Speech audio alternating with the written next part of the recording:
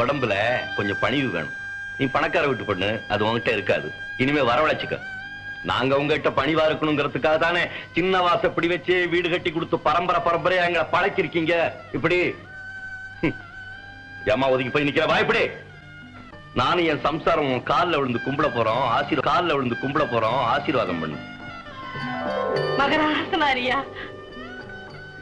ஏன் உன் புருஷனை பெத்தவங்க தெய்வ மாதிரி காலில் விழுந்து கும்பிடுறதுல தப்பு இல்ல. ஐயோ அதெல்லாம் ஒண்ணு வேண்டாம். எப்படி வசதி?